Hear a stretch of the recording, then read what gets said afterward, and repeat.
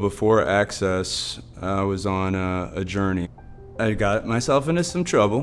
What ended up happening was I ended up, as a result of that, going to prison.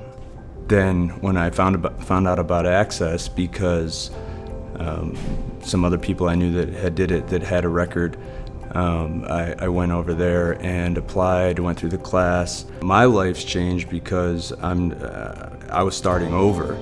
I'm now engaged. I have a child on the way.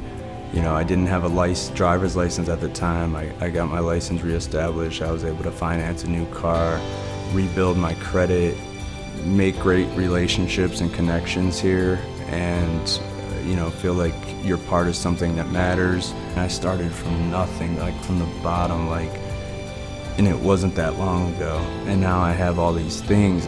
When you think about everything, where I was and where I am now, I have so much to be grateful for. So yeah, I am truly happy, and I really do believe that everything is gonna work out.